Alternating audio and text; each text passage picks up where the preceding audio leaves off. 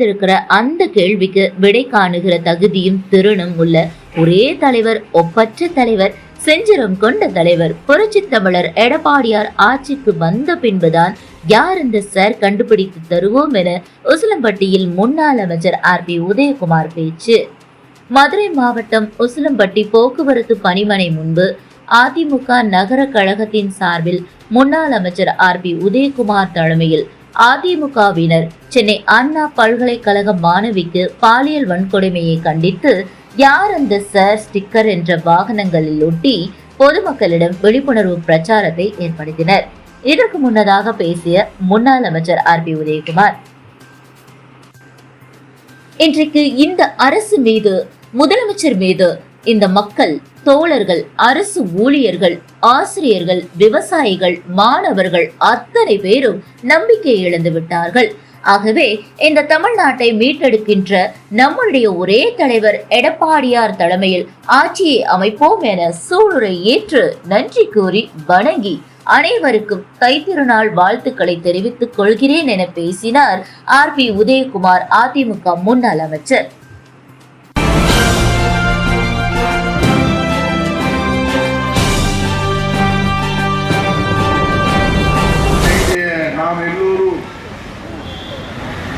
எங்களுக்கு பொங்கல், இந்த தைப்பொங்கல் அர்த்தமில்லாத பொங்கலாக இருக்கிறது.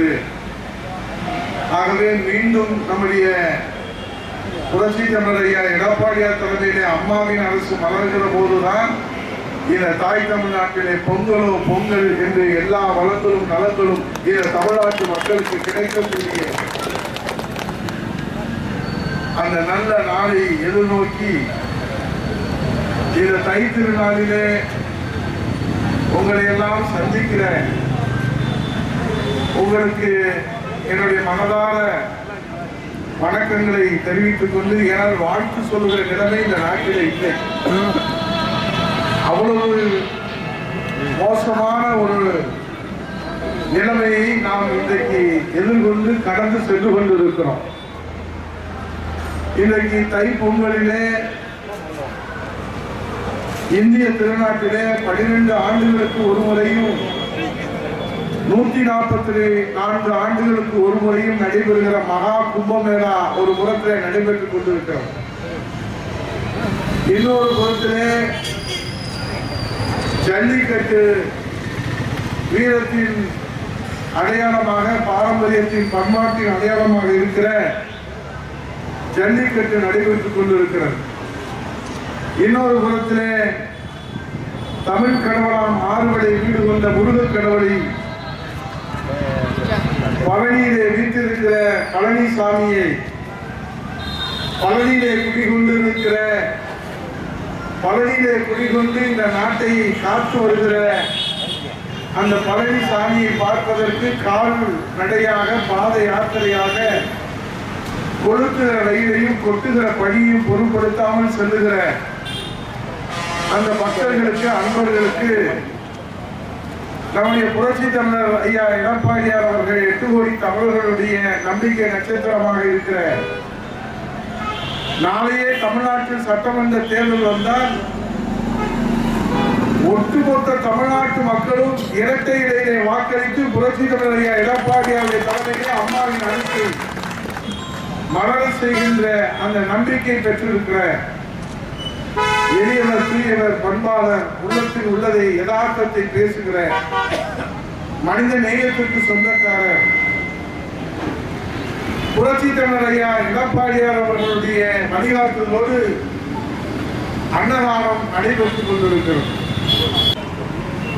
பாதிக்கப்பட்ட என் குழந்தைக்கு நீதி வேண்டும் என்று நெஞ்சிரத்தோடு தமிழகம் முழுவதும் இன்றைக்கு போராடுகிற ஒரே இயக்கம் அனைத்து இந்திய அண்ணா திராவிட முன்னேற்ற கழகம் என்கிற அடிப்படையிலே தான் இந்த மாபெரும் விழிப்புணர்வு பிரச்சார பேரணியை, விளக்க கூட்டத்தை இங்கே அருமையப்பா பூமாராஜ் அவர்கள் உசிலம்பட்டி தொகுதியிலே, உசிலம்பட்டி நகர்கழகத்திலே இங்கே துவங்கி வைத்திருக்கிறார். செல்ல முடிந்தது. பேரறிஞர் பெருந்தகை அண்ணாவுடைய திருநாமத்தில் இருக்கிற அண்ணா பல்கலைக்கழகத்தில் அதைத்தான் இங்கே நம்முடைய கழகத்துடைய அமைப்பு செயலாளர் அவர்கள் கேள்வி கேட்டார். நாடு முழுவதும் இந்த கேள்வி எழுந்து கொண்டிருக்கிறது. குற்றவாளி எப்படி வளாகத்துக்குள்ளே செல்ல முடியும்?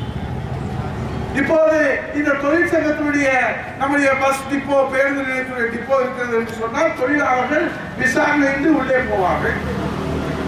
பொதுவானவர் ஒருவர் உள்ளே செல்ல வேண்டும் என்று சொன்னால் அதை விசாரித்துதானே உள்ளே அனுப்புவார்கள். இதுதானே நடைமுறை.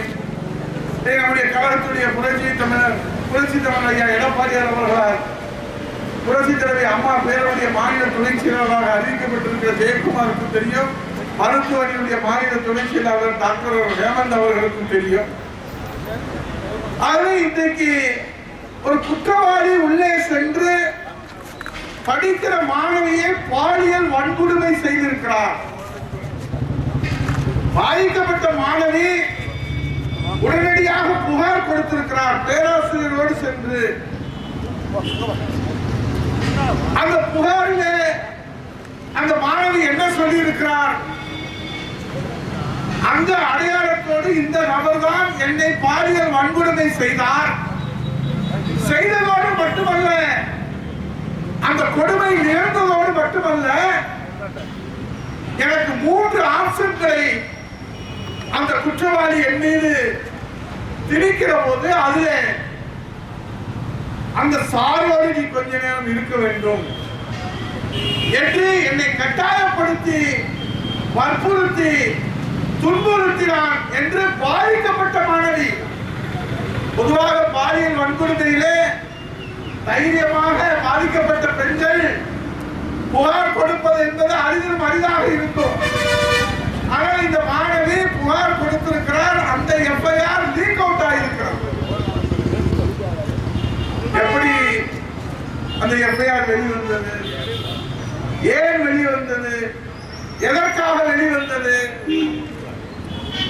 இதுபோன்று பாதிக்கப்பட்ட மாணவிகள் புகார் கொடுத்தால், அந்த எஃப்ஐஆர் வெளிவந்தால் இனி எப்படி பாதிக்கப்பட்ட மாணவிகள் தைரியத்தோடு வந்து புகார் கொடுப்பார்கள்? ஏற்கனவே விதி இருக்கிறது. பெண்கள், குழந்தைகள் அந்த பாலியல் வன்கொடுமையினாலே பாதிக்கப்பட்டால், அவர்கள் புகார் கொடுத்தால் அந்த முதல் தகவல் அறிக்கை வெளியிடக்கூடாது என்று விதி இருக்கிறது. அதை உச்சநீதிமன்றம் உறுதி செய்திருக்கிறது. இங்க இருக்கக்கூடிய பெரியோர்களுக்கும் வழக்கறிஞர்களுக்கும் நன்றாக தெரியும். தம்பி லட்சுமணன் வழக்கறிஞர் இருக்கிறார், மகேந்திரமாணி வழக்கறிஞர் இருக்கிறார், சுதாகர் வழக்கறிஞர் இருக்கிறார்கள். இங்கே பல்வேறு வழக்கறிஞர் சமூகத்தை சேர்ந்தவர்கள் இருக்கிறார்கள். நான் ஒரு வழக்கறிஞர் என்ற அடிப்படையில் சொல்கிறேன். இங்கே இருக்கக்கூடிய மூத்த வழக்கறிஞர் இருக்கிறார். உச்ச நீதிமன்றம் சொன்னதற்கு பிறகு அந்த முதல் தகவல் அறிக்கை வெளிவந்திருக்கிறது என்று சொன்னால் அதற்கு யார் பொறுப்பேற்க வேண்டும்? இந்த கேள்விக்கு முதலமைச்சரிடத்திலே பதில் இல்லை. அந்த மாணவி சொல்லுகிறார், அந்த சாவோடு நீ கொஞ்ச நேரம் இருக்க வேண்டும் என்று சொல்லுகிறார். இது எப்படி எங்களுக்கு தெரியும்? முதல் தகவல் அறிக்கை நீங்கள் வெளியிட்டு விட்டீர்கள். கேட்டால் தேசிய தகவல் முகமை நீக்கு என்று சொல்லுகிற தேசிய தகவல் முகமை வெளியிட்டு விட்டது. ஒரு முதலமைச்சர் இப்படி பதில் சொல்லலாமா? ஏன் இங்கே திருட்டு நடந்து போய்விட்டது என்று சொன்னால், திருடன் விரும்பினால் எடுத்துக்கொண்டு போய்விட்டான், நான் என்ன செய்ய முடியும் என்று முதலமைச்சர் சொன்னால், முதலமைச்சர் பதவி உனக்கு ஒரு கேடா என்று இந்த தமிழ்நாட்டு மக்கள் இன்றைக்கு கேட்கிற கேள்வி. பொறுப்பை ஏற்பவர்களாக முதலமைச்சர், அதற்குத்தானே அதிகாரம். காவல்துறையினுடைய கையிலே தானே முதல் தகவல் அறிக்கை இருக்க வேண்டும், கட்டுப்பாட்டில் இருக்க வேண்டும். அது ஏனப்பா வெளியே சென்று விட்டது என்று கேட்டால், அதில் போய் தேசிய முகமையில நீங்கள் போய் தகவல் முகமையில கேளுங்கள் என்று சொன்னால், இவர் என்ன அந்த நாட்டுக்கு முதலமைச்சர்? சரி, டெக்னிக்கல் எரர் என்கிற காரணத்தினாலே வெளிவந்து விட்டது. நீங்கள் சொல்வது எங்கள் தலையெழுத்து, எங்கள் தலைவிதி, அதை நாங்கள் கடந்துதான் போக வேண்டும். அவசரமாக அனுபவம் வாய்ந்த அருண் ஐபிஎஸ் என்கிற போலீஸ் கமிஷனர் அவர்கள் பத்திரிகையாளர் சந்திப்பை நடத்த வேண்டிய அவசியம் என்ன? சரி, அவர் நடத்துறது எங்களுக்கு ஆட்சேபனை இல்லை. இங்க இருக்கக்கூடிய பத்திரிகையாளர்கள் போன்று கேள்வி கேட்கிறார்கள். அவர்கள் சொல்லுகிறார், குற்றவாளி ஒருவர் தான், அவரை கண்டுபிடித்து விட்டோம், கைது செய்து விட்டோம். அப்போது கேட்கிறார்கள், யார் அந்த சார்? அப்படிதான் அவர் யார்கிட்டையும் பேசல. அவருடைய செல்போன் பிளைட் மூடுல இருந்துச்சு. இவ்வளவு நியாயப்படுத்தி பேச வேண்டிய கட்டாயம், அழுத்தம் அந்த அருண் ஐபிஎஸ் அதிகாரிக்கு ஏன் வந்தது? யார் அந்த சார்? இப்போ நாம கேட்கிறேன், தமிழ்நாட்டில் இருக்கக்கூடிய எல்லோரும் மகளிருக்கு பாதுகாப்பு வேண்டும் என்று நினைக்கிற எல்லோரும் உச்சரிக்கிற ஒரே வார்த்தை, ஸ்டாலினை பார்த்து, திமுக அரசை பார்த்து, ஸ்டாலின் அரசை பார்த்து கேட்கிற ஒரே கேள்வி, ஸ்டாலின் அண்ணாச்சி யார் அந்த சார் என்கிற கேள்விக்கு விடை தெரிந்த வரை அனைத்து இந்திய அண்ணா திராவிட முன்னேற்ற கழகம் கிராமம் கிராமமாக, பட்டி தொட்டி என்றும் வீதி வீதியாக இந்த மாபெரும் மக்கள் இயக்கமாக யார் அந்த சார் என்பதற்கு விடை கிடைக்கும் வரை. உடனே அவர் சொல்றாரு, சட்டசபையில் கவன ஈர்ப்பு தீர்மானத்துல 56 அவங்க எடுக்கல, 55 எடுத்தாங்க.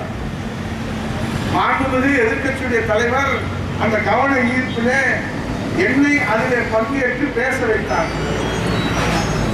நான் அவரிடத்திலே கேட்கிறேன், ஏன் கமிஷனர் அவசரமாக இந்த பிரச்சனையை திசை திருப்புகின்ற வகையிலே ஏன் அவர் பேட்டி கொடுத்தார்? பதில் இல்லை. எப்படி குற்றவாளி அண்ணா பல்கலைக்கழகத்துக்குள்ளே சென்றார்? பதில் இல்லை.